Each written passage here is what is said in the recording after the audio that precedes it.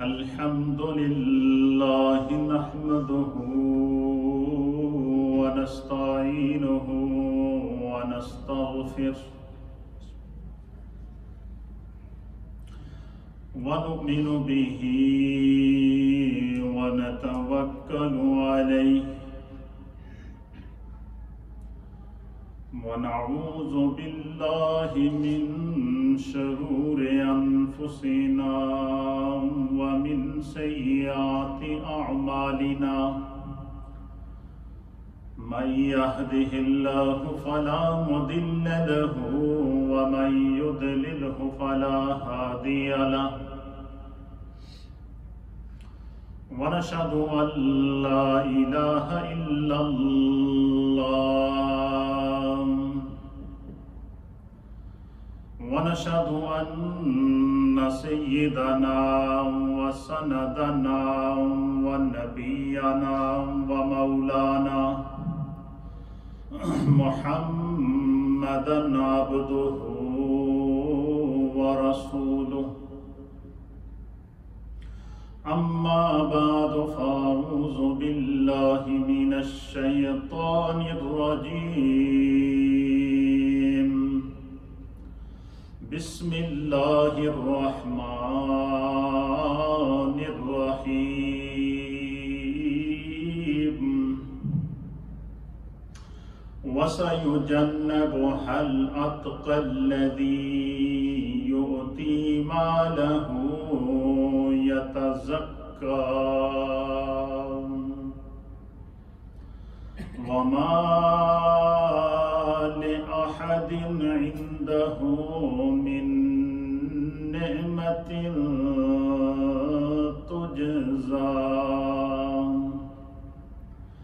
إلا ابتغاء وجه ربه الأعلى ولسوف يرضى آمنت بالله وصدق الله مولانا العظيم وصدق رسوله النبي الأمين الكريم إن الله وملائكته يصلون على النبي يا أيها الذين آمنوا صلوا عليه وسلموا تسليما اللهم صل وسلم على سيد الأنبياء والمرسلين وعلى آله الطيبين وأصحابه الطاهرين أجمعين خصوصا على خلفاء الأربعة الراشدين المهديين وعلى سائر الصحابة والتابعين وعلينا معهم رضوان الله تعالى عليهم أجمعين الصلاة والسلام عليك يا سيدي يا رسول الله وعلى آلك وأصحابك يا سيدي يا حبيب الله الصلاة والسلام عليك يا سيدي يا رسول الله وعلى آلك وأصحابك يا سيدي يا رحمة للعالمين حمد و صلاة کے بعد اللہ رب العالمین کا لاکھ لاکھ شکر مولا کریم کا بڑا ہی احسان ہے کہ جس رب کریم نے ہم گناہگاروں کو شکل انسانی میں پیدا فرمایا اور ہمیں طرح طرح کے انعامات اور اکرامات سے نوازا، بالخصوص ہماری ہدایت اور رہنمائی کے لیے ہمیں ایسے ہادی اور رہبر عطا فرمائے کہ جن کے بتائے ہوئے احکامات پر اگر ہم عمل کریں تو ہم دنیا میں بھی کامیاب ہیں اور آخرت میں بھی کامیاب ہیں۔ بابرکت لمحات، پر نور ساعتیں، جمعے کا دن، جماعت الآخر کا مہینہ، صدیق اکبر کا مہینہ، یار غار کا مہینہ، یار مزار مصطفیٰ کا مہینہ، بابرکت مہینہ ہمارے درمیان جلوہ گر ہے۔ اور جس طرح ہم نبی اکرم صلی اللہ تعالیٰ علیہ وآلہ وسلم کے میلاد پاک کے ربیع الاول شریف کے مہینے کو سیلیبریٹ کرتے ہیں، یا جس طرح محرم الحرام کے بابرکت مہینے میں پورے اہتمام اور انصرام کے ساتھ فضائل و مناقب اہل بیت اطہار پیش کیے جاتے ہیں، اسی طریقے سے اسی ترتیب کے ساتھ ہم سیدنا صدیق اکبر رضی اللہ تعالی عنہ کی پاکیزہ سیرت کے اوپر تسلسل سے سیریل وائز گفتگو کر رہے ہیں، اور یہ میرا ان 2 ہفتوں میں تیسرا لیکچر ہے۔ اس سے پہلے میں نے بایوگرافی آف سیدنا ابو بکر صدیق امیر المؤمنین خلیفۃ المسلمین افضل البشر بعد الانبیاء بالتحقیق پیش کی تھی، اور پھر گزشتہ جمعۃ المبارک کو قرآن کریم فرقان مجید میں جو اللہ تعالیٰ نے سیدنا ابو بکر صدیق کے فضائل خود وحی کے ذریعے بیان فرمائے، اس پر گفتگو ہوئی تھی، اور سلسلہ کلام کو ہم نے جس جگہ منقطع کیا تھا، جس جگہ چھوڑا تھا، وہیں سے ہم اس کو آگے لے کر چلیں گے۔ اس سے پہلے میں نے سورہ توبہ کی آیات آپ کی خدمت میں پیش کی تھیں، جس میں اللہ رب العالمین نے حضرت سیدنا ابو بکر صدیق رضی اللہ تعالی عنہ کو صحابی رسول کا لقب عطا فرمایا، جس میں اللہ تعالیٰ نے وحی کے ذریعے فرمایا اذ یقول لصاحبہ، یہاں پر مصطفیٰ کریم اپنے صاحب سے کہہ رہے تھے، اس صاحب سے مراد سیدنا ابو بکر صدیق تھے، اور پھر اسی آیت میں اذ یقول لصاحب، اسی آیت کے اندر ثانیہ اثنین اذ ہما فی الغار کہہ کر کے اللہ تعالیٰ نے ثانیہ اثنین میں 2 میں سے دوسرا جو ذکر ہے وہ صدیق اکبر کا کیا، اور اسی آیت کے اندر اذ ہما فی الغار، اور اس غار سور کے اندر اپنی جان کو رسول اللہ کی جان پر قربان کرنے کے جو مظاہر سیدنا صدیق اکبر نے پیش کیے، اللہ نے وحی کے ذریعے نہ صرف اس کی تصدیق کی بلکہ وحی نازل کر کے عمل صدیقی کی، صدیق اکبر کے مقبول ہونے کا اعلان فرمایا۔ اسی طریقے سے قرآن حکیم فرقان مجید میں اللہ رب العالمین نے حضرت ابو بکر صدیق کی صدیقیت کا اعلان کیا۔ یہ آیات میں نے پیش کی تھیں کہ اللہ تعالیٰ فرماتا ہے کہ اولئک انعم اللہ علیہم من النبیین والصدیقین والشہداء والصالحین، کہ اس آیات کے اندر اللہ تعالیٰ نے نبیوں کے ذکر کے بعد صدیقین کا ذکر کیا، اور مفسرین نے لکھا ہے کہ یہاں صدیقین سے مراد جناب سیدنا امیر المؤمنین خلیفۃ المسلمین افضل البشر بعد الانبیاء بالتحقیق جناب سیدنا صدیق اکبر ہے۔ تو پتہ چلا سیدنا صدیق اکبر کو صدیق کا لقب عطا کرنے والی ذات بھی اللہ کی ذات ہے۔ سیدنا صدیق اکبر کو اللہ نے صادق کہہ کر کے پکارا، اور قرآن میں آپ کو سچوں کا امام قرار دیا ہے۔ یہ اعزاز بھی سیدنا صدیق اکبر کو حاصل ہے۔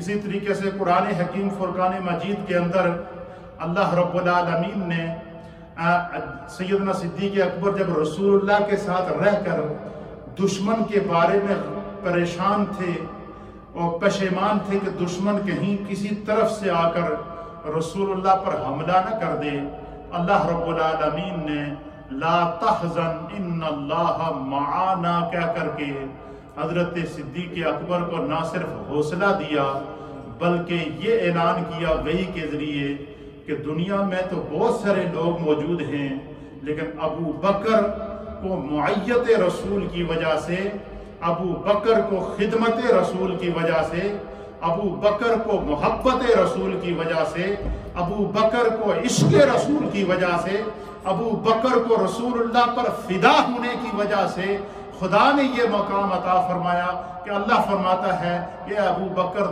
تمہیں غم کرنے کی ضرورت نہیں ہے، خدا بھی تمہارے ساتھ ہے، مصطفیٰ بھی تمہارے ساتھ ہے۔ یہ اعزاز نبی پاک کے قدموں پہ 1.25 لاکھ صحابہ میں سے صرف سیدنا صدیق اکبر کو ملا ہے۔ کیوں؟ کہ نبی پاک کے قدموں پہ 1.25 لاکھ صحابہ ہیں اور ان 1.25 لاکھ صحابہ میں سے کسی بھی صحابی کی صحابیت کا اعلان اللہ نے وحی کے ذریعے نہیں کیا، اجتماعی طور پر اللہ تعالیٰ نے رضی اللہ عنہم و رضوا عنہ کہہ کر کے ان کو اعزاز عطا فرمایا، اجتماعی طور پر اللہ تعالیٰ نے وَكُلٌّ وَعَدَ اللَّهُ الْحُسْنَى کہہ کر کے اللہ نے ان تمام صحابہ کی بخشش کا اعلان کیا ہے، کیونکہ ان کو نسبت مصطفیٰ، قرب مصطفیٰ، معیت مصطفیٰ، صحبت مصطفیٰ اور ایمان مصطفیٰ اور خدا پر ایمان کی سعادت نصیب ہو چکی تھی۔ لیکن ان تمام 1.25 لاکھ صحابہ میں سے جو اعزاز اللہ تعالیٰ نے سیدنا ابو بکر صدیق رضی اللہ تعالیٰ عنہ کو عطا فرمایا، اللہ فرماتا ہے یقول لصاحبہ، تو سیدنا صدیق اکبر کو خدا کی بارگاہ سے جو مرتبہ ملا ہے، صدیق اکبر کو خدا کی بارگاہ سے جو عزت ملی ہے، سیدنا صدیق اکبر کو مصطفیٰ کی بارگاہ سے جو عزت ملی ہے، وہ عزت کیا ملی ہے؟ اللہ نے فرمایا کہ ابو بکر مصطفیٰ کا صحابی ہے۔ کس نے فرمایا؟ اللہ نے وحی کے ذریعے خدا نے سیدنا صدیق اکبر کے صحابی ہونے کا اعلان کیا۔ یہی وجہ ہے کہ علماء، محدثین اور مفسرین کا اس پر اجماع اور اتفاق ہے کہ اگر نبی پاک کے صحابہ میں سے کسی کی صحابیت کا کوئی انکار کر دے تو وہ گمراہ ہو جائے گا، لیکن اگر کوئی ابو بکر صدیق کی صحابیت کا انکار کر دے تو وہ کافر ہو جائے گا۔ کیوں؟ کہ ابو بکر کی صحابیت کا انکار یہ قرآن کا انکار ہے اور قرآن کا انکار کفر ہے۔ کیونکہ حضرت سیدنا ابو بکر صدیق کو صحابی اللہ نے کہا یقول لصاحبہ کہہ کر کے۔ اسی طریقے سے سیدنا صدیق اکبر رضی اللہ تعالیٰ عنہ کو قرآن میں کن کن مقامات پر اللہ نے اعزاز عطا فرمایا؟ میں نے جو آیات پڑھی ہیں یہ سورۃ اللیل ہے۔ سورۃ اللیل یہ قرآن حکیم فرقان مجید کا پارہ نمبر 30 ہے اور سورہ نمبر 92۔ سورت کا نمبر کتنا ہے؟ 92، اور اس کے ورس نمبر ہیں 17، 18، 19، 20 and 21۔ 17 سے لے کر 21 تک یہ تقریباً 5 کے قریب آیات ہیں۔ آیت نمبر 17 1، آیت نمبر 18 2، آیت نمبر 19 3، آیت نمبر 20 4 اور آیت نمبر 21 5۔ یہ 5 آیات ہیں۔ کتنی آیات ہیں؟ یہ 5 آیات وہ ہیں قرآن کے اندر جس میں جو حضرت سیدنا ابو بکر صدیق نے اخلاص کے ساتھ دنیا میں کوئی عمل کیا ہے تو صدیق اکبر کے عمل کو قیامت تک کی انسانیت کے لیے اللہ نے ایگزامپل بنا دیا۔ یعنی جو مال سیدنا صدیق اکبر نے اللہ کے راستے میں خرچ کیا، جو رسول اللہ کے قدموں میں نچھاور کیا، خداوند قدوس نے اس مال کا بھی ذکر کیا، اس کی قبولیت کا بھی ذکر کیا۔ تو سیدنا صدیق اکبر کو جہاں اور اعزازات حاصل ہیں، سیدنا صدیق اکبر کو جہاں اور عظمتیں حاصل ہیں، سیدنا صدیق اکبر کو جہاں اور فضائل اور مناقب اور عظمتیں حاصل ہیں، وہاں آپ اس اعزاز میں بھی تمام صحابہ میں منفرد ہیں کہ صدیق اکبر مال خرچ کریں تو خدا بیان فرمائے، صدیق اکبر صدقہ دیں تو اللہ بیان فرمائے، صدیق زکوٰۃ ادا کریں تو اللہ بیان فرمائے، صدیق غلاموں کو آزاد کریں تو اللہ بیان فرمائے۔ دنیا میں کوئی سیدنا صدیق اکبر کے خلاف بات کرے، جب سیدنا صدیق اکبر نے حضرت ان آیات کا مفہوم، ان کا شان نزول یہ ہے کہ جب سیدنا صدیق اکبر رضی اللہ تعالیٰ عنہ نے حضرت بلال رضی اللہ تعالیٰ عنہ کو خرید کر آزاد کیا، غلام تھے، اور حضور علیہ السلام پر ایمان لائے، امیہ بن خلف نے ان کو طرح طرح کی اذیتیں اور دکھ پہنچائے، تو ان کو تکلیف پہنچی اور ان کو تپتی ہوئی ریت کے اوپر لٹایا گیا، ان کے سینے پر بھاری پتھر رکھے گئے۔ تو سیدنا صدیق اکبر کا وہاں سے گزر ہوا تو انہوں نے دیکھا کہ ایک غلام ہے، سیاہ فام غلام ہے، اور اس کو ننگا کر کے زمین پر لٹایا گیا ہے، انگاروں کے اوپر لٹایا گیا ہے، اس کے سینے پر بھاری پتھر رکھے جا رہے ہیں، اس کو گلے میں پھندا ڈال کر زمین پر گھسیٹا جا رہا ہے، اس کو طرح طرح کی اذیتیں انسانیت سوز مظالم اس پر کیے جا رہے ہیں۔ تو حضرت صدیق اکبر کے قدم رک گئے، تو آپ نے کہا کہ اس غلام نے ایسا کیا جرم کیا ہے جو اس کو اتنی خطرناک سزا دی جا رہی ہے؟ تو کسی نے صدیق اکبر کو کہا کہ یہ محمد عربی پر ایمان لا چکا ہے۔ بس یہ بات کہنا تھی تو حضرت ابوبکر صدیق اس طرح تڑپ گئے کہ جس طرح پروانہ تڑپتا ہے چراغ کے سامنے۔ آپ امیہ بن خلف جو ان کا جو بلال کا جو آقا تھا جس کے وہ غلام تھے، ان کے پاس گئے اور اس کو جا کر کہا کہ میرے پاس ایک افریقن اور حبشی النسل غلام ہے جو کرسچن ہے اور بہت ہی صحت مند ہے، طاقتور ہے، بڑا فرما بردار ہے، تم ایسا کرو کہ اس بلال کے بدلے اس کو لے لو، اور تم جو منہ بولی رقم مانگو گی میں تمہیں دوں گا، تم بلال کو آزاد کر دو، بلال کو مجھے دے دو۔ تو اس نے وہ تیار ہو گیا۔ تو بعض روایات کے مطابق 1 کلو سونے کی اینٹ، 1 کلو سونا اور اس کے بدلے ایک غلام، اور جو اس نے منہ بولی چیز مانگی وہ حضرت ابوبکر صدیق نے دے کر حضرت بلال کو لیا اور ان کو سینے سے لگایا اور لا کر رسول اللہ کی بارگاہ میں پیش کر دیا۔ تو لوگ جیسے ہمارے یہاں لوگ ہوتے ہیں نا، کسی کو کچھ دیکھتے ہیں تو طرح کی چموگیاں کرتے ہیں، آپس میں باتیں کرتے ہیں، یہ فلانا بندہ۔ تب جب لوگوں نے دیکھا نا کہ بھئی ایک غلام، وہ بھی حبشی النسل غلام، اور وہ بھی جو ہے وہ کمزور اور نحیف قسم کا غلام، ابو بکر نے اتنی بھاری قیمت دے کر اس کو خریدا ہے، یقیناً اس غلام نے ابو بکر کے اوپر کوئی احسان کیا ہوگا جس کا بدلہ حضرت ابو بکر نے چکایا۔ یہ تبصرہ کون کر رہا ہے؟ مکے کے کفار کر رہے ہیں، مشرکین کر رہے ہیں، آپس میں چموگیاں کر رہے ہیں۔ خدا کو یہ بات ناگوار ہوئی۔ اب مجھے بتائیں، باقی سب باتوں کو چھوڑے، اللہ نے ہمیں عقل بھی دی ہے، شعور بھی دیا ہے، اس انسان کی عظمت کا کیا عالم ہوگا، اس انسان کے مقام کا کون اندازہ لگا سکتا ہے کہ دنیا میں کوئی اس کے خلاف بات کرے تو اس کی جگہ جواب اللہ دے۔ اللہ نے قرآن نازل کر دیا۔ اللہ نے قرآن نازل کر کے کیا فرمایا؟ سب سے پہلے فرمایا وَسَيُجَنَّبُهَا الْأَتْقَى، پہلے ابوبکر صدیق کا مقام بتایا۔ کیا مقام بتایا؟ کیا مقام اللہ نے ابوبکر صدیق کو بتایا؟ مقام یہ بتایا کہ وَسَيُجَنَّبُهَا الْأَتْقَى الَّذِي يُؤْتِي مَالَهُ يَتَزَكَّى، فرمایا کہ جہنم کی آگ سے دور رکھا جائے گا وہ شخص الَّذِي أَتْقَى، جو سب سے زیادہ متقی ہے۔ یہ جو آیت ہے یہ حضرت ابوبکر صدیق کے لیے اللہ اعلان کر رہا ہے کہ ابوبکر جہنم سے آزاد ہے۔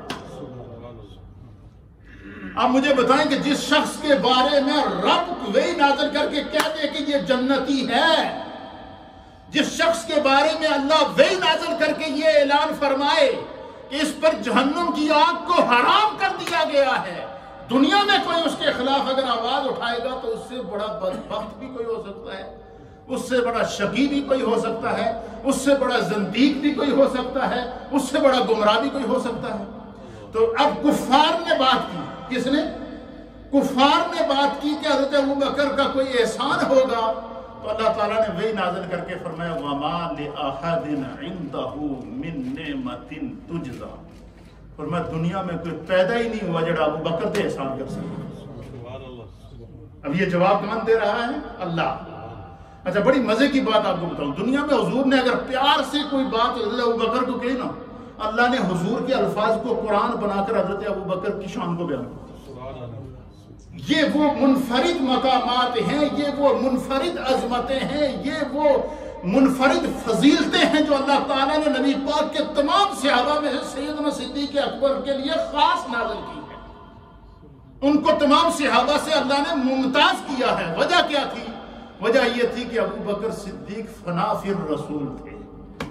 ابو بکر نے مال بھی قربان کر دیا تھا رسول اللہ کے قدموں پر، جان بھی قربان کر دی تھی رسول اللہ کے قدموں پر، اولاد بھی قربان کر دی تھی رسول اللہ کے قدموں پر، وطن بھی قربان کر دیا تھا رسول اللہ کے قدموں پر، کاروبار بھی قربان کر دیا تھا رسول اللہ کے قدموں پر۔ یہ سیدنا صدیق اکبر کا عشق تھا۔ تاریخ عشق و محبت کے اندر ایسی مثال آپ کو کہیں نہیں ملے گی۔ مثلا روایت کے اندر آتا ہے کہ حدیث کے اندر آتا ہے کہ حضور نبی اکرم صلی اللہ تعالیٰ علیہ وآلہ وسلم کی مجلس لگی تھی اور صحابہ اکرام رضوان اللہ تعالیٰ علیہم اجمعین حضور علیہ السلام کی مجلس میں بیٹھے تھے، تو اتنے میں سیدنا صدیق اکبر تشریف لائے۔ کیا ہوئے؟ اور حضور صحابہ سے باتیں کر رہے ہیں، مجلس مصطفیٰ لگی ہے، ارد گرد صحابہ اکرام حالہ لگا کر بیٹھے تھے۔ صدیق اکبر جیسے ہی تشریف لائے نا تو سرکار دو عالم صلی اللہ علیہ وسلم نے ایسے نگاہ اٹھا کر دیکھا، قربان جائے نگاہ مصطفیٰ پہ۔ میرے مصطفیٰ نے نگاہ اٹھا کر کس کو دیکھا؟ صدیق کے چہرے کو دیکھا۔ حضرت ابوبکر صدیق کے چہرے کو دیکھ کے مصطفیٰ کریم مسکرائے، اور مسکرانے کے بعد سیدنا صدیق اکبر کو حضور نے مخاطب کر کے فرمایا، اچھا تمام صحابہ کے سامنے حضور ان کو مخاطب کر کے کیوں فرما رہے ہیں؟ تاکہ میرے ہر صحابی کو پتہ چل جائے کہ ابو بکر میرے صحابہ میں وکھرا ہے، ابو بکر کی محبت وکھری ہے، ابو بکر کا عشق وکھرا ہے، ابو بکر صدیق رضی اللہ تعالیٰ عنہ کا جو عمل ہے وہ اخلاص اور خلوص سے اس طرح بھرا ہوا ہے کہ وہ دنیا میں عمل کرتا ہے تو فرش زمین سے لے کر عرش الہی تک تمام فرشتے اس طرح متوجہ ہو جاتے ہیں۔ اب سنیں کہ آپ کا ایمان تازہ ہے۔ جیسے ہی سیدنا صدیق اکبر اندر تشریف لائے نا تو حضور علیہ السلام نے ان کی طرف نگاہ نبوت اٹھائی، مسکراتے ہوئے ان کے چہرے کو دیکھا، ان کے چہرے کو دیکھ کر حضور نے فرمایا یا ابا بکر، اے میرے ابو بکر۔ نگاہیں چہرہ ابو بکر پر، نگاہیں چہرہ ابو بکر پر، اور زبان سے مصطفیٰ کیا فرما رہے ہیں؟ یا ابا بکر، اے میرے ابو بکر۔ اس طرح شہادت کی انگلی ان کی طرف کی اس طرح اشارہ کریں، یا ابا بکر، اے میرے ابو بکر، انت عتیق من النار۔ اے ابو بکر، آج مصطفیٰ تمہیں خوشخبری دیتا ہے۔ کیا خوشخبری دیتا ہے؟ انت عتیق من النار، تو تے جنت جہنم دی آگ حرام ہو گئی۔ یہ بات کون فرما رہا ہے؟ رسول اللہ فرما رہے ہیں۔ رسول اللہ نے کیا فرمایا کہ یا ابا بکر انت عتیق من النار، اے ابو بکر خدا نے تم پر جہنم کی آگ کو کیا کر دیا؟ حرام کر دیا، تجھے جہنم سے آزاد کر دیا۔ بس یہ کلمات مصطفیٰ نے فرمانے تھے۔ مصطفیٰ نے حضرت ابو بکر صدیق کو جہنم سے آزاد ہونے کی سند دینی تھی۔ مصطفیٰ کی وہ زبان جس زبان کے بارے میں اللہ فرماتا ہے وَمَا يَنْتِقُ عَنِ الْهَوَىٰ إِنْ هُوَ إِلَّا وَحْيٌ يُوحَىٰ، کہ میرے مصطفیٰ اپنی زبان سے کوئی لفظ اپنی مرضی کا نکالتے ہی نہیں ہے، جو بولتے ہیں وہ خدا کی طرف سے وحی ہوتی ہے۔ اور وہ وحی کیسے ہوتی ہے؟ حضور نے حضرت ابو بکر صدیق کو کیا فرمایا؟ انت عتیق من النار، اے میرے ابو بکر تو کیا ہے؟ جہنم سے آزاد ہے۔ بس اتنی بات حضور کے الفاظ نکلنے تھے، اللہ تعالیٰ نے مصطفیٰ کریم کے ان الفاظ پر وحی کی مہر لگائی۔ اللہ نے وحی نازل کر کے کیا فرمایا؟ وَسَيُجَنَّبُهَا الْأَتْقَى، فرمایا جہنم کی آگ سے آزاد ہے وہ شخص الَّذِي أَتْقَى، جو سب سے زیادہ متقی ہے۔ حضور نے حضرت ابو بکر کو کیا کہا کہ تو جہنم سے آزاد ہے؟ جب حضور نے کہہ دیا کہ میرا ابو بکر جہنم سے آزاد ہے، خدا نے وحی نازل کر کے بتا دیا ابو بکر جہنم سے آزاد ہے۔ حضور علیہ السلام نے فرمایا، حدیث کے الفاظ سنیے، اب آپ کو سمجھ میں آئے گی بات، پھر آپ جھوم جائیں گے محبت سے۔ یہ حدیث ہے میرے سامنے، اس حدیث کو سنن ابن ماجہ کی حدیث ہے اور اس کا رقم الحدیث ہے 94۔ سنن ابن ماجہ کی حدیث نمبر 94 ہے، اور اس حدیث کے راوی ہیں وعن ابی ہریرہ رضی اللہ تعالیٰ عنہ، سیدنا ابو ہریرہ رضی اللہ تعالیٰ عنہ۔ اب حدیث سنیے، پہلے حدیث سنیں کہ مصطفیٰ نے صدیق کے لیے کیا فرمایا، پھر اس حدیث کے مطابق خدا نے آیت نازل کر کے صدیق کی تصدیق کیسے کی وہ سنیے گا، پھر آپ کو مزہ آئے گا، پھر پتہ چلے گا کہ مقام صدیق اکبر کیا ہے۔ وعن ابی ہریرہ رضی اللہ تعالیٰ عنہ، حضرت ابو ہریرہ کہتے ہیں کہ قال رسول اللہ صلی اللہ تعالی علیہ وآلہ وسلم، کہ رسول اکرم شفیع معظم ساقی جنت و کوثر پیارے مصطفیٰ شافع یوم النشور مصطفیٰ کریم صلی اللہ تعالی علیہ وسلم نے فرمایا ما نفعنی مال قط ما نفعنی مال ابی بکر۔ صحابہ اکرام کی مجلس لگی تھی، صحابہ اکرام ہدایت کے ستارے بیٹھے تھے، حضرت ابو ہریرہ کہتے ہیں، اور حضرت ابو بکر بھی وہاں موجود تھے۔ تو حضور علیہ السلام نے جب اور اکثر اوقات یہ دیکھنے میں آیا کہ حضور علیہ السلام جب صحابہ سے مسجد نبوی بھری ہوتی، جب صحابہ کا اجتماع ہوتا، اس میں حضور علیہ السلام انفرادی طور پر حضرت ابوبکر صدیق کا ذکر کر کے ان کی فضیلت کو بیان کر دیتے تھے، اور اللہ تعالیٰ اس کے مطابق قرآن کی آیت بھی نازل کر دیتا۔ یعنی سیدنا صدیق اکبر کی زندگی بھی خدا کو قبول، ان کی موت بھی خدا کو قبول، ان کا عمل بھی خدا کو قبول، ان کا مال بھی خدا کو قبول، ان کی اولاد بھی خدا کو قبول۔ سیدنا صدیق اکبر کا کوئی عمل ایسا نہیں تھا جس کو جو اللہ اور مصطفیٰ کو قبول نہ ہو۔ اور یہ اس حدیث کو آپ سنے، حضور نے فرمایا کہ ما نفعنی مال قط ما نفعنی مال ابی بکر۔ حضور علیہ السلام نے فرمایا، حضرت ابو ہریرہ کہتے ہیں کہ جب تمام صحابہ بیٹھے تھے نا، تو جیسے سیدنا صدیق اکبر سامنے آئے نا، جس طرح حضور نے پہلے ان کو دیکھ کر فرمایا تھا کہ انت عتیق من النار، اب دوسری مرتبہ جب سیدنا صدیق اکبر سامنے آئے، صحابہ بیٹھے ہوئے تھے، تو حضور نے فرمایا کسی تم سب میں سے جتنے بیٹھے ہوئے ہو، کسی کے مال نے اسلام کو اتنا فائدہ نہیں پہنچایا جتنا ابو بکر کے مال نے پہنچایا۔ کیا فرمایا؟ بس یہ بات حضور نے فرمانی تھی۔ اب مجھے بتائیں وہ کیا منظر ہوگا کہ رسول اللہ کہیں کہ میرے کم و بیش 1.25 لاکھ صحابہ اکرام نے جو اسلام کے لیے قربانیاں دی ہیں وہ اپنی جگہ قابل قبول ہیں، لیکن ان تمام کی قربانیاں ایک طرف ہیں، ابو بکر صدیق کی قربانی ایک طرف ہے۔ ان تمام کا مرتبہ ایک طرف ہے، ابو بکر صدیق کا مرتبہ ایک طرف ہے۔ ان تمام کا عمل ایک طرف ہے، ابو بکر کا عمل ایک طرف ہے۔ ان تمام کا ایمان ایک طرف ہے، ابو بکر کا ایمان ایک طرف ہے۔ ان تمام کی نیکیاں ایک طرف ہیں، ابو بکر کی نیکی ایک طرف ہے۔ یہ حضرت ابو بکر صدیق کا کہ اللہ اور اس کے رسول کی بارگاہ میں مقبولیت تھی۔ تمام صحابہ کی موجودگی میں جب حضور نے فرمایا نا کہ ما نفعنی مال قط، کہ تم میں سے کسی کے مال نے مجھ کو اتنا فائدہ نہیں پہنچایا جتنا کہ ابو بکر کے مال نے پہنچایا۔ جیسے ہی یہ بات حضور نے حضرت ابو بکر صدیق کو دیکھ کر فرمائی نا، اچھا کوئی عام دنیا دار بندہ ہوتا تو وہ کھڑا ہو کر رش کرتا، دیکھو جی رسول اللہ نے سارے صحابہ میں کلے دا نہ لیا ہے، فخر کرتا۔ لیکن حضرت ابو بکر صدیق نے جیسے یہ الفاظ سنے نا کہ حضور کی نگاہیں میرے چہرے پر ہیں، اور سرکار فرما رہے ہیں کہ تمام کے کسی کے مال نے اتنا نفع نہیں پہنچایا جتنا ابو بکر کے مال نے پہنچایا، تو حضرت ابو بکر صدیق کے کان میں جیسے یہ الفاظ پڑے نا، تو حضرت ابو ہریرہ کہتے ہیں کہ میں حضرت ابو بکر صدیق کو دیکھ رہا تھا کہ اتنی بڑی خوشخبری سننے کے بعد، اتنا بڑا اعزاز مصطفیٰ کی بارگاہ سے پانے کے بعد، اتنی بڑی نبی پاک کی بارگاہ سے پذیرائی پانے کے بعد، اب ابو بکر کا رد عمل کیا ہوگا، ابو بکر آگے سے کیا مظاہرہ کریں گے؟ تو حضور علیہ السلام حضرت ابو ہریرہ کہتے ہیں کہ میں نے دیکھا فبکا ابو بکر، میں نے دیکھا حضرت ابو بکر رونا شروع ہو گئے، ان کی آنکھوں سے آنسو چلنا شروع ہو گئے۔ ابو بکر کا چہرہ رو رہا ہے، آنکھوں سے آنسو چل رہے ہیں، اور کانپتی ہوئی آواز میں، جب بندہ روتا ہے نا تو منہ سے آواز نکالتا ہے تو کپ کپی سے اس کی آواز میں ہوتی ہے۔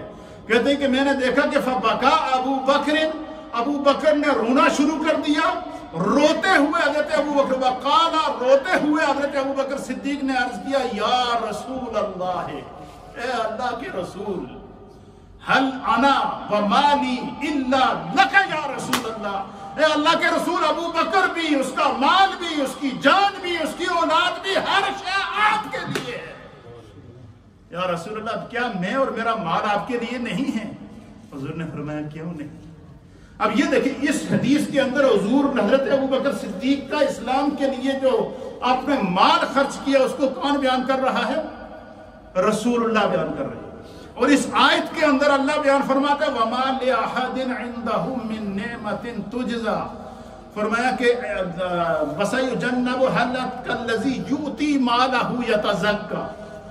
ادھر حضور نے فرمایا کہ ابو بکر کے مال نے جتنا نفع پہنچایا اتنا کسی کے مال نے نہیں پہنچایا۔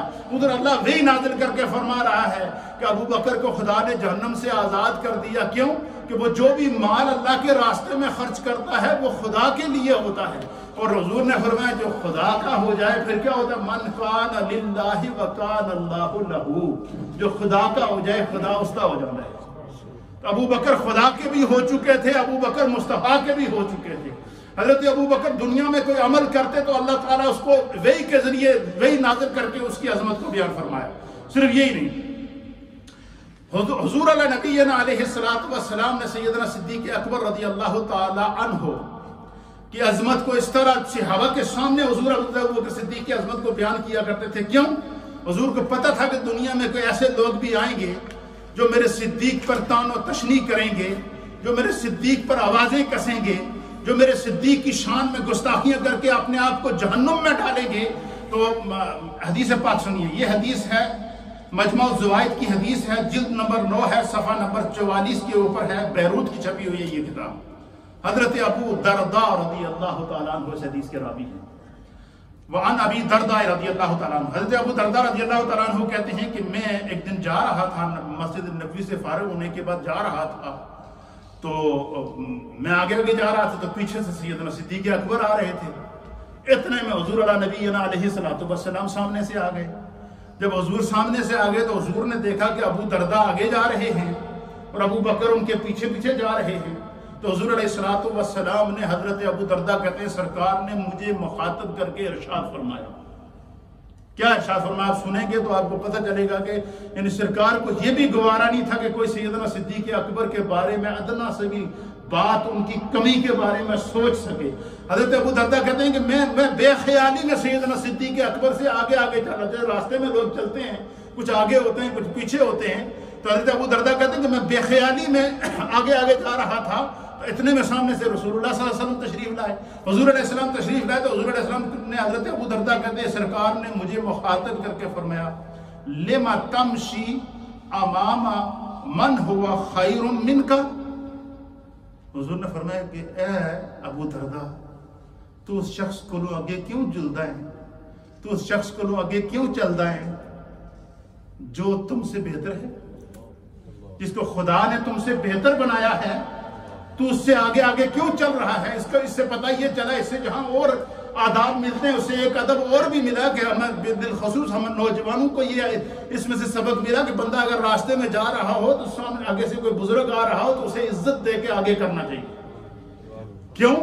کہ وہ ہمارا بزرگ ہے، وہ عمر میں ہم سے بڑا ہے۔ تو حضرت ابو درداء کہتے ہیں کہ میں بے خیالی میں حضرت ابو بکر صدیق سے آگے چل رہا تھا، تو حضور علیہ السلام نے فرمایا لما تمشی امام من ہوا خیر منک۔ اے ابو درداء تو اس شخص سے آگے کیوں چل رہا ہے جس کو اللہ نے تم سے بہتر بنایا ہے؟ اور صرف یہی نہیں، پھر حضور علیہ السلام نے فرمایا کہ سنو، ان کو راستے میں روک کر حضور نے ان کی اصلاح کی۔ اور کیسے اصلاح کی؟ حضور نے فرمایا سنو، فرمایا ان ابا بکر خیر من طلعت علیہ الشمس او غربت۔ حضور نے فرمایا کہ سنو، اس روئے زمین پر انبیاء کے بعد ابو بکر کے سوا کوئی شخص ایسا نہیں ہے جس کے اوپر اللہ تعالیٰ نے جس سے بہتر شخص ہے جس کے اوپر خدا سورج کو طلوع اور غروب کرتا۔ یعنی روئے زمین کے اوپر حضور نے فرمایا کہ انبیاء کے بعد ابو بکر سے افضل کوئی نہیں ہے۔ اور یہ فضیلت حضرت سیدنا صدیق اکبر کی کون بیان کر رہا ہے؟ کون بیان کر رہا ہے؟ مصطفیٰ بیان کر رہے ہیں۔ پھر اسی طریقے سے قرآن حکیم فرقان مجید کے وہ مقامات آپ دیکھیے، مصطفیٰ زمین پر کوئی سیدنا صدیق اکبر کی کوئی فضیلت بیان کریں، اللہ قرآن نازل کرتا اور اس کی تصدیق فرمائے۔ قرآن حکیم فرقان مجید کے اندر سورہ بقرہ، میں خالی حوالہ دے دیتا ہوں، سورہ بقرہ کی آیت نمبر ہے 274۔ کتنی نمبر آیت؟ 274، ورس نمبر 274، سورہ نمبر 2، اور سورہ کا نام ہے سورہ البقرہ۔ سورہ البقرہ کی آیت نمبر 274 میں اللہ تعالیٰ نے وحی کے ذریعے ابو بکر صدیق کی فضیلت کو بیان کیا۔ اسی طریقے سے قرآن حکیم فرقان مجید کی سورہ توبہ 10واں سپارہ ہے اور سورہ نمبر 9 ہے، اور سورہ توبہ کی آیت نمبر ہے 40۔ کتنے نمبر آیت ہے؟ سورہ توبہ کی آیت نمبر 40 کے اندر اللہ تعالیٰ نے سیدنا صدیق اکبر کی بے شمار فضیلتیں بیان فرمائی۔ اس میں اللہ نے فرمایا اذ یقول لصاحبہ، اس میں حضرت ابو بکر صدیق کی افضلیت کو اللہ تعالیٰ نے بیان فرمایا۔ اللہ نے فرمایا ابو بکر صحابی ہے، اللہ نے فرمایا ابو بکر صاحب غار ہے، اللہ نے فرمایا ابو بکر ثانیہ اثنین ہیں، 2 میں سے دوسرے ہیں، مصطفیٰ کے بعد ابو بکر ہیں۔ اللہ تعالیٰ نے اسی ایک سورت کے اندر حضرت ابو بکر صدیق کی کئی فضیلتوں کو اللہ تعالیٰ نے بیان فرما دیا، اور وہ کون سی سورت؟ اس میں صحابی ہونے کا اعلان کیا، اس میں ابو بکر صدیق کا ہجرت کا اعلان کیا، اس میں ابو بکر صدیق کو اور رسول اللہ کو جو اللہ تعالیٰ نے مدد پہنچائی اس کا اعلان کیا، اس میں جو ہے وہ ثانیہ اثنین کیا کہ نبیوں کے بعد روئے زمین کے اوپر افضلیت ابو بکر صدیق کو اللہ نے بیان فرمایا سورہ توبہ کی آیت نمبر 40 کے اندر۔ اور پھر اسی طریقے سے سورۃ الاعراف، قرآن پاک کی سورۃ الاعراف کی آیت نمبر 43، سورہ بقرہ کی آیت نمبر 274، سورہ توبہ کی آیت نمبر 40، سورہ اعراف کی آیت نمبر 43 کے اندر اللہ تعالیٰ نے حضرت ابو بکر صدیق کی فضیلت، ان کے مناقب، ان کی عظمت کو وحی کے ذریعے بیان فرمایا۔ سورہ نور کی آیت نمبر 22 کے اندر، سورہ نور کے اندر یہ کمال ہے کہ سورہ نور کی ابتدائی 11 آیات کے اندر اللہ تعالیٰ نے ام المؤمنین سیدہ عائشہ صدیقہ کی برات کو بیان فرمایا، اور سورہ نور کی آیت نمبر 22 کے اندر اللہ تعالیٰ نے سیدنا صدیق اکبر کی فضیلت کو بیان فرمایا۔ تو گویا کہ سورہ نور کو یہ اعزاز حاصل ہے کہ سورہ نور کو اللہ تعالیٰ نے خاندان ابو بکر کی پارسائی کے لیے اتارا ہے۔ سورہ نور کو اللہ، اس شخص کی عظمت کا کون اندازہ لگا سکتا ہے کہ جس کی پارسائی خدا بیان کرے، جن کی پاکدامی خدا بیان کرے، جن کے اخلاص کو خدا بیان کرے، جن کی عظمت کو خدا بیان فرمائے۔ صرف یہی نہیں، سورۃ اللیل یہ 30ویں سپارے کی سورہ نمبر 92 ہے، اور اس کی 5 آیات ہیں جو حضرت ابو بکر صدیق کے فضائل میں بیان۔ یہ تو قرآن پاک کی آیات ہیں۔ اب سنیے وہ احادیث جن کو اللہ رب العالمین کے پیارے حبیب نے، یہ وہ قرآنک مقام تھا، یہ وہ آیات تھی قرآن کریم کے اندر، تقریباً 15 سے زائد مقامات ایسے ہیں جن کے اندر اشارتاً، کنایتاً، دلالتاً اور جو ہے وہ قطعیتاً اللہ تعالیٰ نے حضرت ابو بکر صدیق رضی اللہ تعالیٰ عنہ کی فضیلت، ان کی افضلیت، ان کا مقام، ان کے فضائل، ان کے مناقب کو وحی کے ذریعے بیان فرمایا۔ یہ نبی پاک صلی اللہ علیہ وسلم کے تمام صحابہ میں سے حضرت ابو بکر صدیق کو یہ افضلیت اور یہ فضیلت حاصل ہے جو کسی کے حصے میں نہ آئی۔ پھر اسی طریقے سے اب احادیث سماعت فرمائیں۔ نبی اکرم صلی اللہ تعالیٰ علیہ وآلہ وسلم نے حضرت سیدنا ابو بکر صدیق رضی اللہ تعالیٰ عنہ کی عظمت کو بیان کرتے ہوئے فرمایا۔ اب دیکھیں قرآن کریم میں اللہ نے حضرت ابو بکر صدیق کو صحابی رسول کہا۔ کیا کہا؟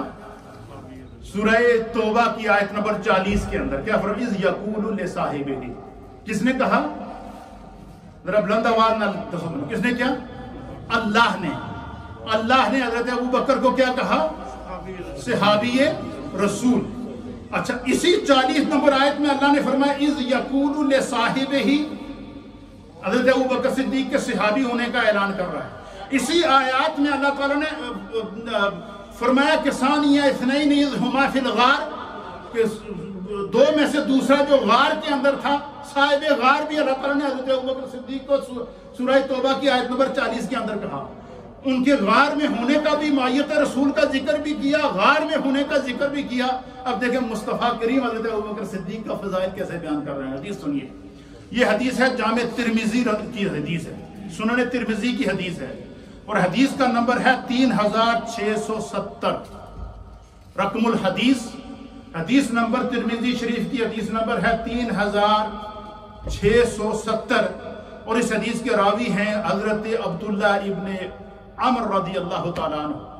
آپ بیان فرماتے ہیں کہ سرکار دو عالم صلی اللہ تعالیٰ علیہ وسلم تشریف فرما تھے، صحابہ اکرام آپ کے ارد گرد حلقہ بنائے بیٹھے تھے، صحابہ کی مجلس لگی تھی، اور پروانہ وار محبت سے صحابہ حضور کی بارگاہ میں بیٹھے تھے. اتنے میں سیدنا صدیق اکبر رضی اللہ تعالیٰ عنہ تشریف لائے اور جیسے ہی حضور علیہ السلام کی حضرت ابو بکر صدیق پر نظر پڑی تو حضور نے تمام صحابہ کی موجودگی میں حضرت ابو بکر صدیق کو مخاطب کر کے کیا فرمایا؟ حضور نے فرمایا یا ابا بکر، اے میرے ابو بکر. کیا فرمایا؟ اے میرے ابو بکر، انت صاحبی علی الحوض و صاحبی فی الغار. حضور نے فرمایا ابو بکر، قیامت کا دن ہوگا، نفسا نفسی کا عالم ہوگا، حوض کوثر لگا ہوگا، میں اپنے ہر امتی کو اپنے ہاتھ سے جام کوثر پلا رہا ہوں گا اور میرے ساتھ تو کھڑا ہوگا. فرمایا قیامت کے دن حوض کوثر کے اوپر بھی میرے ساتھ ابو بکر کھڑا ہوگا. انت صاحبی فی الحوض علی الحوض، تم حوض کوثر کے اوپر بھی میرے صاحب رہو گے. وانت صاحبی فی الغار، اور تم غار میں بھی میرے ساتھی تھے. کیا مطلب اس کا؟ فرمایا کہ ابو بکر جس طرح تو غار میں میرے ساتھ تھا، ابو بکر جس طرح تو ہجرت میں میرے ساتھ تھا، ابو بکر جس طرح تو صحابیت میں میرے ساتھ تھا، ابو بکر جس طرح تو سب سے پہلے مجھ پر ایمان لایا ہے، جس طرح اپنے مال اور دولت سے تو نے اپنے آپ کو اللہ کے دین کے لیے قربان کیا ہے، ابو بکر جس طرح تو نے اپنے آپ کو فنا فی اللہ اور فنا فی الرسول کے لیے وقف کیا ہے، تو نے جس طرح کے دین کے لیے، اسلام کے لیے، رسول اللہ کے لیے اپنے مال کو چھوڑا، اولاد کو چھوڑا، کاروبار کو چھوڑا. حضرت ابوبکر صدیق جس وقت ایمان لائے تو آپ کا شمار مکے کے تاجروں میں ہوتا تھا. مکے کے بڑے تاجروں میں سے آپ تھے، اور صرف مکے کے تاجروں میں سے ہی نہیں تھے بلکہ مکے کے اندر حضرت ابوبکر صدیق کی جو پوزیشن تھی پبلکلی، وہ پوزیشن یہ تھی کہ آپ اس دور میں چیف جسٹس کے عہدے پر فائز تھے کہ اہل مکہ کے اندر کسی بھی قسم کا کوئی جھگڑا ہو جائے، چاہے وہ زمینی تنازع ہو یا کوئی خاندانی جھگڑا ہو، جب کوئی تنازع ہو جائے تو کیس حضرت ابوبکر صدیق کے پاس آتا تھا. صدیق اکبر جو فیصلہ کرتے تھے وہ فیصلہ آج کے دور کے سپریم کورٹ کا فیصلہ ہوتا تھا. اس فیصلے سے کوئی بندہ دوسرا وہ نہیں کرتا. اب یہ اس وقت تک حضور نے اعلان نبوت نہیں کیا تھا، اس سے پہلے کی بات ہے کہ یہ حضرت ابوبکر صدیق کا مقام تھا. تو حضرت ابوبکر صدیق نے جب ایمان لائے وہ منصب چیف جسٹس ہی چھوڑ دیا، ایمان لائے کاروبار چھوڑ دیا، ایمان لائے تجارت چھوڑ دی، ایمان لائے ملک چھوڑ دیا، ایمان لائے گھر بار چھوڑ دیا، ایمان لائے سب کچھ رسول اللہ کے قدموں میں قربان کر دیا. ایک ایسا وقت آیا کہ حضور نے پوچھا کہ ابو بکر سب کچھ لے کر آئے ہو، گھر والوں کے لیے بھی کچھ چھوڑا ہے؟ تو کہا اللہ اور اس کے رسول کو چھوڑ دیا، میرا سب کچھ آپ ہیں یا رسول اللہ. پھر کسی نے پوچھ لیا کہ یا ابو بکر آپ کو دنیا میں سب سے اچھی چیز کیا لگتی ہے؟ ہر آدمی کی کچھ نہ کچھ ہابیز ہوتی ہیں، کچھ نہ کچھ خواہشیں ہوتی ہیں. اے ابو بکر آپ کی خواہش کیا ہے؟ تو حضرت ابوبکر صدیق نے اپنی خواہش پتہ ہے کیا بتائی؟ یہ نہیں بتایا مجھے بڑی مال چاہیے، دولت چاہیے، عزت چاہیے، ثروت چاہیے، یہ نہیں بتایا. آپ نے کہا میری ایک ہی خواہش ہے. کیا؟ النظر الی وجہ رسول اللہ، نظر ابو بکر کی ہو چہرہ رسول اللہ. بس میں اپنے ان آنکھوں سے رسول اللہ کو دیکھتا رہا. اور کس طرح سیدنا صدیق اکبر رسول اللہ کا دیدار کرتے تھے. اب اس منظر کو دیکھیے، یہ حدیث سے بھی آپ کو ملے گا اور قرآن سے خدا اس کی تصدیق کرے گا.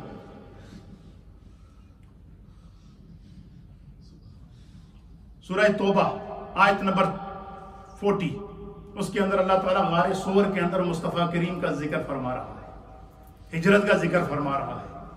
تو جس وقت حضرت ابوبکر صدیق کہتے ہیں کہ میں حضور اللہ نبینا علیہ السلام کو لے کر غار میں پہنچا نا، تو آپ کو کندھوں پر اٹھا کر غار پہ اتار کے اندر گیا. تو جب میں اندر گیا تو میں نے دیکھا کہ میں نے عرض کیا کہ یا رسول اللہ میں پہلے غار کے اندر جاتا ہوں، غار کی صفائی کرتا ہوں. تو آپ نے پوری غار کی صفائی کی تو آپ نے دیکھا کہ غار کے اندر چھوٹے چھوٹے سوراخ ہوئے. تو برسوں سے علامہ ابن اسیر جزری نے لکھا ہے کہ برسوں سے، کئی 100 سال سے، بلکہ بعض اہل سیر نے لکھا کہ کئی ہزار سال سے ایک اژدہا، ایک سانپ اس غار کے اندر قیام پذیر تھا. اور اس نظریے سے قیام پذیر تھا کہ اس سانپ کو یہ علم ہو چکا تھا کہ اس غار میں اللہ کے آخری نبی نے قدم رکھنا ہے اور میں ان کا دیدار کروں. اب مجھے بتائیں، جنگلی جانوروں کا، درندوں کا، حشرات الارض کا، اگر رسول اللہ سے محبت کا یہ عالم ہے، حضور حضرت مولا کائنات علی المرتضیٰ کرم اللہ وجہہ الکریم کہتے ہیں کہ میں رسول اللہ کے صلی اللہ تعالیٰ علیہ وسلم کے ساتھ جا رہا تھا، ایک جنگل سے ہم گزر رہے تھے، میں نے بڑا عجیب منظر دیکھا، میں نے دیکھا کہ پہاڑ تھے، جنگل تھا، اور پہاڑوں کے بیچ میں بڑی بھینی بھینی آواز میں، جس طرح وہ مثال دیتے ہیں کہ اس طرح کی آواز تھی جس طرح شہد کی مکھیاں اکٹھی ہو کر گنگناتی ہیں، اس طرح کی آواز میں ان پہاڑوں میں سے آواز آ رہی تھی، الصلاۃ والسلام علیک یا رسول اللہ، الصلاۃ والسلام علیک یا حبیب اللہ۔ مولا کائنات کہتے ہیں کہ میں رسول اللہ کے ساتھ بھی چل رہا تھا، کبھی آگے دیکھتا، کبھی پیچھے دیکھتا، کبھی دائیں دیکھتا، کبھی بائیں دیکھتا، تو مجھے آواز، پیاری آواز نظر آتی، رس گولتی کانوں کے اندر، لیکن آواز دینے والا نظر نہ آتا۔ تو میں نے کہا یا رسول اللہ، ان پہاڑوں میں آپ کا عاشق کون ہے جو اتنی محبت سے آپ پر درود و سلام پڑھ رہا ہے؟ تو حضور نے فرمایا میرے علی، یہ جو سامنے پہاڑ نظر آ رہا ہے تمہیں، اس کا نام ہے جمدان، یہ جمدان پہاڑ ہے۔ حضور فرماتے ہیں میں جب بھی یہاں سے گزرتا ہوں تو یہ مجھ پر درود و سلام پڑھتا ہے۔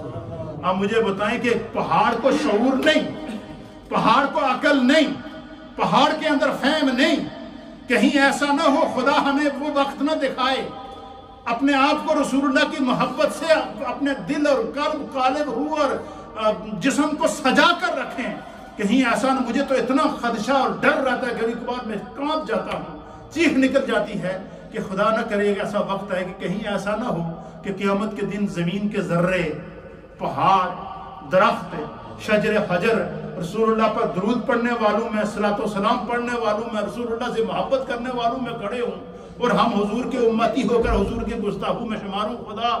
خداوند قدوس ایسی چیز سے ہمیں بچا کے رکھے۔ تو سیدنا صدیق اکبر رضی اللہ تعالیٰ عنہ کو اللہ تعالیٰ نے قرآن میں صاحب غار کہا ہے، یہاں حضور ان کو کیا فرما رہے ہیں؟ انت صاحبی فی الغار۔ اللہ بھی ان کو صاحب غار ہے، اسی لیے حضرت ابوبکر صدیق کا جہاں اور القابات ہیں وہاں ان کو یار غار کہتے ہیں۔ یار غار کیوں کہتے ہیں؟ اللہ نے فرمایا کہ اذ ہما فی الغار، نبی کے ساتھ جو دوسرا تھا وہ نبی کا یار، وہ ابو بکر تھا، اور وہ غار میں حضور کے ساتھ تھا۔